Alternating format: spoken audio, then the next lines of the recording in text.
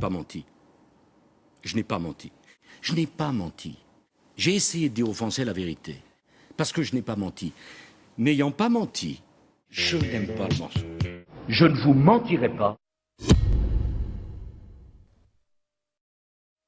Il n'y aura pas de privatisation d'EDF et Gaz de France. C'est clair, c'est simple et c'est net.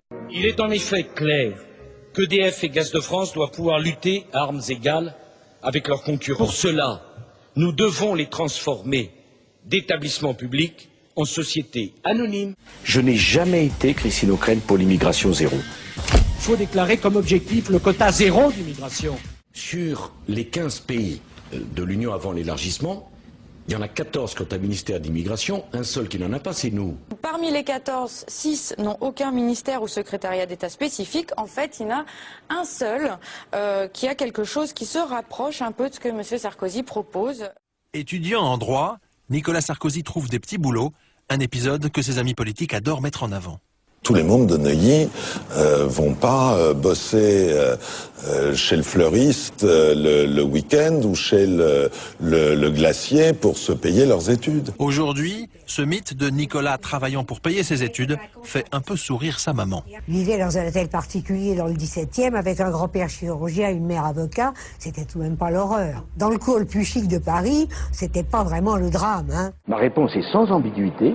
Je suis contre le droit de vote des immigrés. J'ai considéré que le débat sur le droit de vote au sol municipal pour des étrangers présents depuis 10 ans sur le territoire national était une question qui devait être ouverte. En ce qui me concerne, j'y suis favorable. Je veux être le président de la France des droits de l'homme.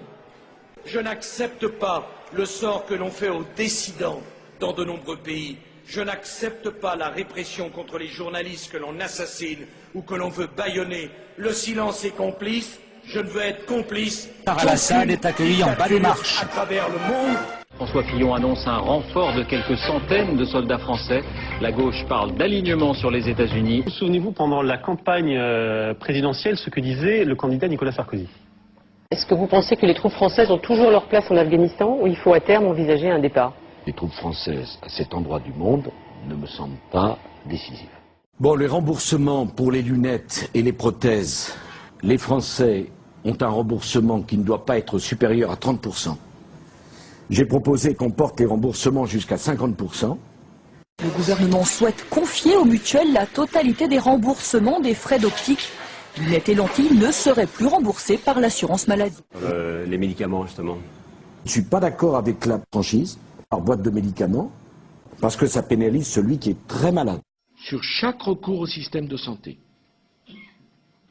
une participation forfaitaire de 50 centimes par boîte de médicaments, de 50 centimes sur les actes paramédicaux et de 2 € sur les transports sanitaires. Je me suis engagé toujours à ce qu'il n'y ait pas d'augmentation de la redevance. Sur la question de la redevance, Nicolas Sarkozy a finalement changé d'avis. Le chef de l'État a annoncé hier à des professionnels qu'il acceptait de l'indexer sur le coût de la vie. La semaine dernière, il s'était opposé à une hausse même de 2 €. 3 millions d'entre vous qui ont une retraite inférieure au minimum vieillesse. J'augmenterai de 25% vos retraites. Pour les retraités cette fois, qui verront leur retraite augmenter de 1%. Quand Nicolas Sarkozy évoque sa réforme de la défiscalisation des heures supplémentaires, supprimée depuis par la gauche, il avance une estimation du gain pour les salariés. 9 millions de travailleurs pauvres avaient 150 ou 200 € de plus par mois. Un chiffre qui varie selon les meetings. 200, 250 €, 300 € par mois. En fait, le gain annuel moyen par salarié était de 42 € par mois. C'est un rapport parlementaire rédigé en 2011 par 2 députés de droite et de gauche qui l'a établi. Nicolas Sarkozy s'est attribué une réussite lors d'un meeting à Mulhouse. Écoutez plutôt. Quand j'ai supprimé un tiers des effectifs de l'armée de terre à Metz, ils m'ont demandé de transférer une administration. Je leur ai dit, je vais faire bien mieux. Je vais vous faire le Beaubourg à Metz. Un an après, 1,5 million de visiteurs. Nicolas Sarkozy n'est en aucun cas à l'origine de la création du centre Pompidou à Metz. Beaubourg dans l'est de la France, c'est une décision prise par son prédécesseur en 2003, Jacques Chirac. Nicolas Sarkozy n'a fait que l'inaugurer 7 ans plus tard, en mai 2010. 50% des crimes et délits, 50%, sont le fait de 5% des délinquants. Quand vous pensez qu'il y a 5% des délinquants qui font 50% des crimes et délits.